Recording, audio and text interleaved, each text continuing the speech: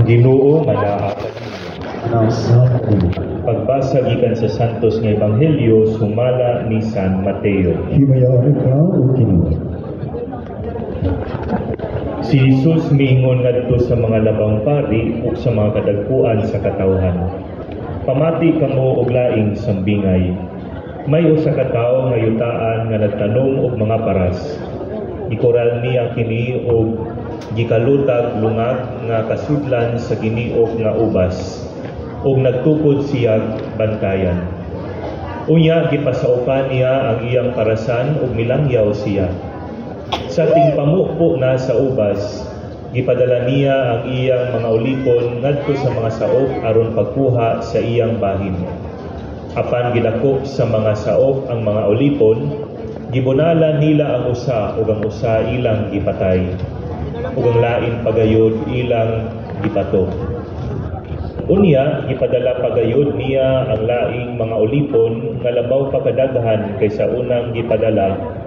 Ug mao gihapon ang gibuhat sa mga saop kanila.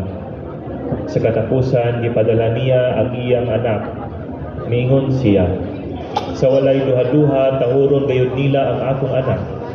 Apan sa dihang nakita sa mga saop ang anak, naging anaay sila. Ania ang anak sa tag-iya. Tanapat yun ta siya ug maato na ang parasan. Busa siya ilang gidakop, gitaral ngadto sa gawas sa parasan o gipatay. Karon ining abot sa tag-iya unsa may iyang buhaton sa mga saop. Nangutana si Jesus. Sila mitubag. Sa walay duha-duha patyo niya kadtong mga taong dautan. O pasaupan niya ang parasan ug laing mga tawo nga makahatag kaniya sa iyang bahin sa abot sa hustong panahon. Si Jesus mingon kanila, wala ba kamo makabasa sa giingon sa kasulatan? Ang bato nga gisalikway sa mga magtutukod kay walay kapuslanan, nahimo hinuong bato nga labing importante. Buhat kini sa Ginoo ug kahibulungan gayud kini. Ug midugang si Jesus, busa sultihan ko kamo nga ang gingharian sa Dios kuhaon gikan kaninyo ug ihatag ngadto sa mga tawo nga makahatag og maayong mga bunga. Nakabati ang kadagkuan sa mga pari ug ang mga Pariseo sa mga sambingay ni Jesus ug nakasabot sila nga nagsulti siya mahitungod kanila. Busa naninguha sila pagdakop kaniya. Apan hadlok sila sa mga tao nga nila kang Jesus nga usa ka propeta. Ang Ebanghelyo sa Ginoo. Ego ni ka o Kristo. Manglingkod. Maigsuon maayong udto kanatong tanan.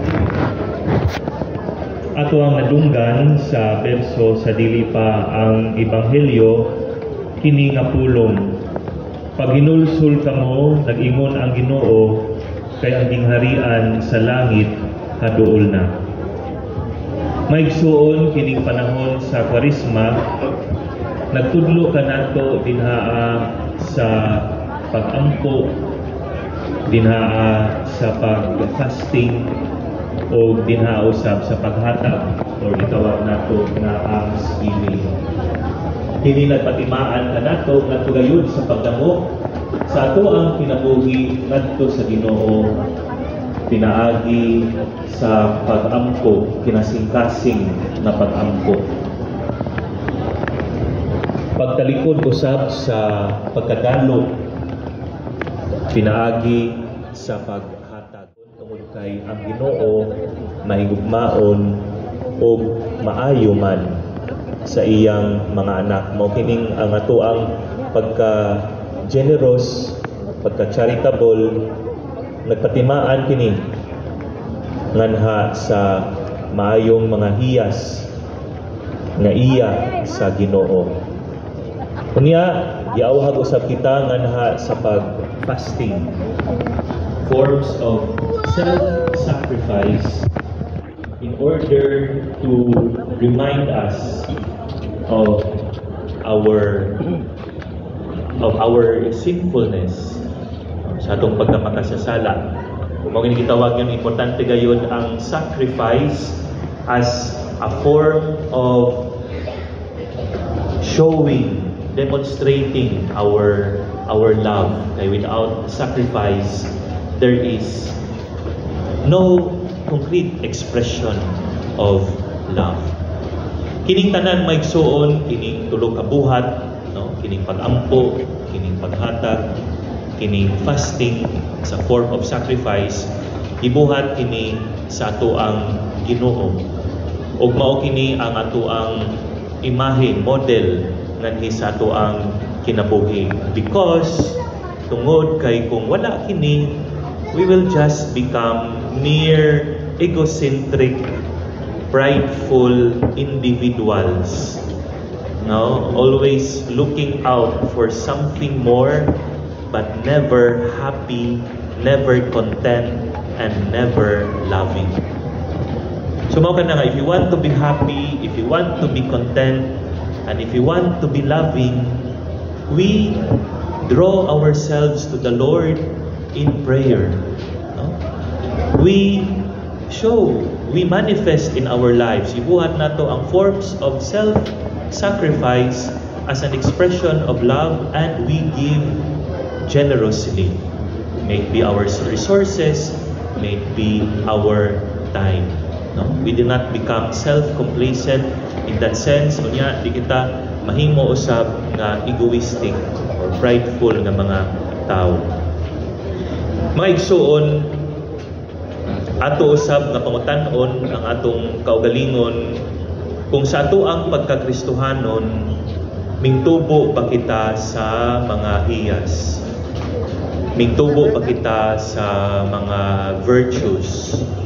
Or ang ato ang kinabuhi, no? Ang ato ang kasing-kasing, ang ato ang kalag, napuno na nganha sa mga bisyo or sa mga vices. Atong pangutan-on ang ato ang kaugalingon.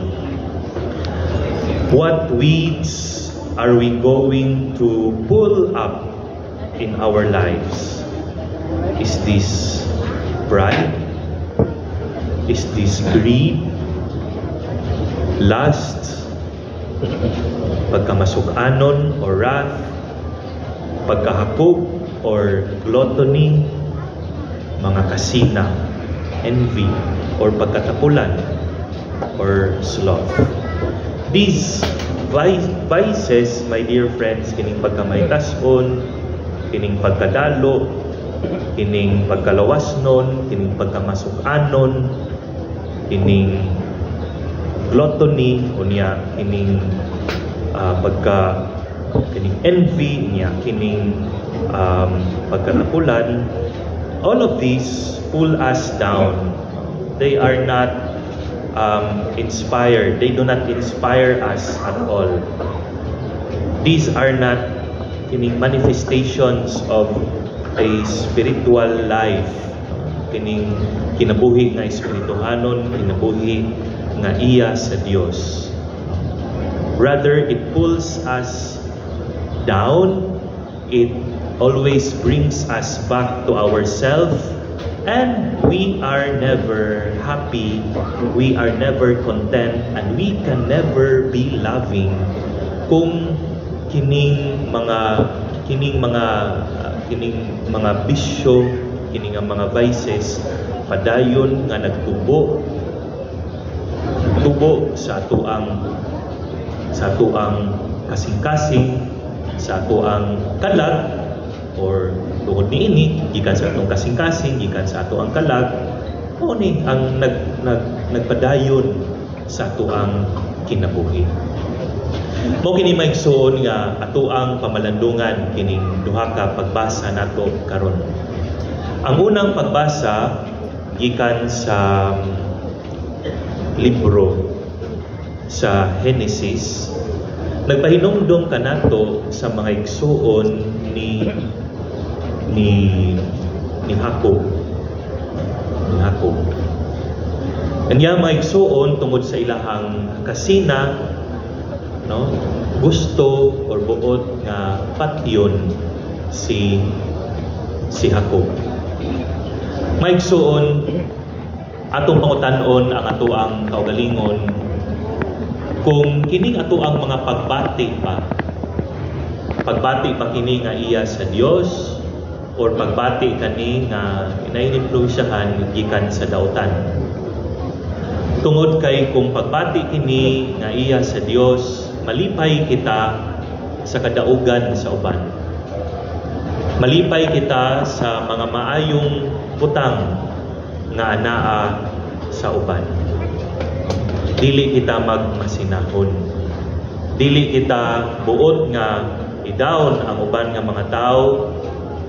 Unya kita usab na hasol ang atoang kinabuhi. Mao kini nga kining panahon sa Kwaresma nag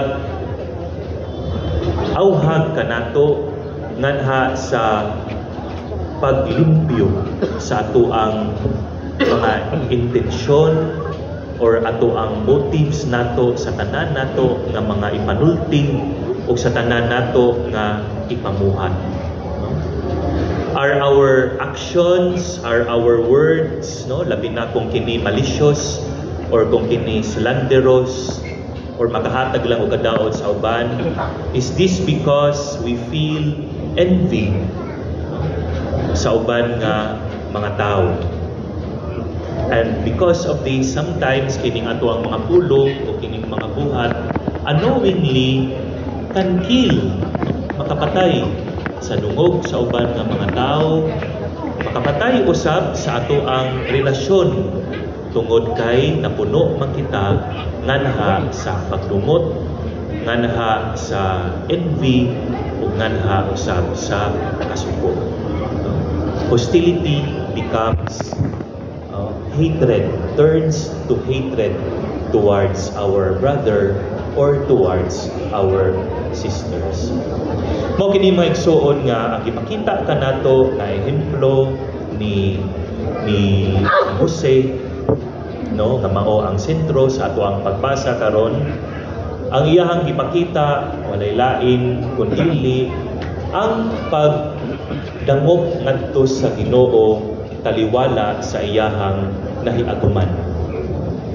Kung sa Facebook pa ni kani si Jose, wala niya gipang post ang tanan niya mga feelings of anger and hostility aron nga ibaws, no?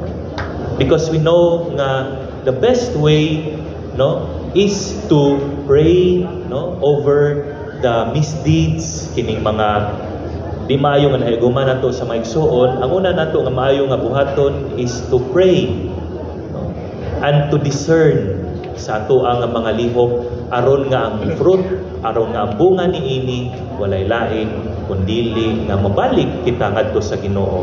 Ang ato ang mga paminsar mabalik ngadto sa ato ang Ginoo. Unya ang ato ang mga maayo nga intensyon ato ang nga buhaton dili para sa mga tao kundili ngadto nato ibalik sa Ginoo.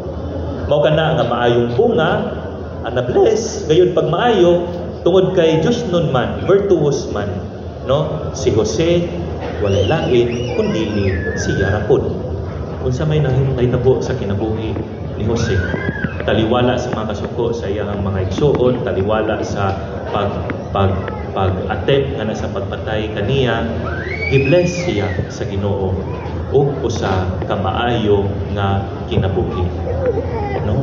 Mao kana maigsuon kita usab ato ang ayampo nga kita magpabilin nga mampuon, magpabilin nga mapausanon o thankful sa Ginoo sa iyahang kaayo o sa mga blessings nga gihatag kaniya. Wala nagtubo sa kasing-kasing ni Jose tungod sa iyahang relasyon sa Ginoo, tungod sa iyahang pag-ampo ug tungod sa espiritu nga nagiya kaniya, no? Si Jose gigiyahan unsay iyahang gibuhat. Wala siya ning vows. Wala siya nagbuhat og daotan. Wala siya nagsigi og post. Sa panahon pa na si post sa Facebook, pero wala di ay nabuhat di ay nga kining kapasayloan.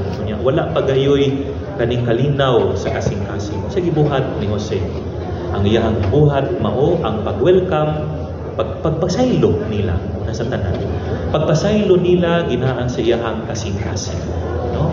Kunya pag-welcome niya pagbalik no, sa ilahang kining sa iyahang kinabuhi, ug sila mismo ang iyang maigsuon may nakaamgo, nauwaw sila sa iyahang gibuhat, naghilak sila ug nangayo sila og pasaylo ngadto kang Jose. Gibuhat ni Jose, he shares his blessings to his father and to his siblings. Mao gani anindot maigsuon ang kinabuhi nga nagpadayon ni Jose ug sa iyahang mga igsuon. There is an end of retaliation. There was an end of anger. There was an end of evil because of the vices, because of kining virtues, kining values nga nagpabilin sa kasing-kasing ni Jose, nagigiyahan sa Ginoo pinaagi sa iyahang Espiritu Santo ug nagtubo sa iyahang kasing-kasing, sa iyahang kalag ug nagdagayday sa iyahang kinabuhi. Mao kini mga igsoon atong ikaduhang pangutana. What seeds are you planting this Lent? Unsa man nga mga kining mga liso ang ipatubo ang atuang gitanong nining panahon sa Kwaresma. Is this the seed or the virtue of humility, pagpaubos, generosity, pagkamahatagon, chastity or pagka-Diyosnon, by the integrity of our heart and by the integrity of our body. Pagkamalumo or meekness, self-control or temperance, charity, pagkamahigugmaon o pagkaabtik sa maayong mga buhat or diligence. Nautunta may soon na nagtubo kita akong balikon with values and the virtues of humility, generosity, chastity, meekness, temperance or self-control, charity or pagkamahigugmaon o pagkaabtik sa maayong buhat or diligence. Kay kini, mao kini ang maayong mga buhat ni Jose. Ug mao kini usab ang nakapabless nganha kaniya sa iyahang kinabuhi ug sa iyahang pamilya. Maigsoon tingali kining panahon sa Kwaresma, ato ang pangutan-on ang ato ang tagsa-tagsa ka mga pulong ug tagsa-tagsa ka mga buhat. What is our motive and what is our intention behind everything that we say? Unya, ato sa pangutan-on ang ato ang mga buhat. Is it mediocre? Tungod lang kay we do it out of fulfillment. We just do it tungod kay we can in order to accomplish something. Pero ato ang pangutan-on ang ato ang mga tagsa-tagsa ka mga kaugalingon may igsuon ining panahon sa Kwaresma, if we truly give, but not only during Lent, but all throughout our lives, if we truly give what is truly good, what is truly best for the Lord, what is truly best for the Lord, no? The fruits that we bear in our life, no? Morning nga pangayoon nato ang grasya nga mag-ampo kita, magiyahan kita sa Ginoo by His Holy Spirit so that we can truly bear good fruits in our lives like Saint Joseph that last through time, that in spite of difficulties still he bore and he gave the fruits, spiritual fruits sa iyang kinabuhi nganha sa uban, sa iyang mga igsoon first of all, nganha sa iyang pamilya first of all, o sa tanan nga mga Israelita nga gigutom that suffered famine. We can then say, my dear friends, that the gospel kining ato ang mga lessons nga madumduman nato sa ato ang mga sa ato ang ebanghelyo nga nasa ato ang pagsimba, dili lamang kini para sa ato ang mga igsuon, dili lang kini mo apply ngadto sa uban nga mga tawo, di lamang kini para sa uban, kundi nagtawag kini ngani kanato aron nga magbag-o kita. Mabag-o ang ato ang mga lihok, mabag-o ang ato ang mga pulong, mabag-o ang ato ang mga intensyon, ang ato ang mga bisyo, mabag-o kini aron nga kita mahimo nga mga tao o virtues o values, mga hiyas nga nagpuno sa ato ang kinabuhi ug nagdagayday sa ato ang tibuok nga kinabuhi karon hangtod sa kahangturan. What weeds are pulling you down? Is it pride? Is it greed, lust, wrath, gluttony, or envy, or sloth? No? Or the seeds that draw us to the Lord and to our brothers and sisters by humility, generosity, chastity, meekness, temperance, charity, and diligence. Atong tumakalpon ang atong tagsatagsa kamabuhian.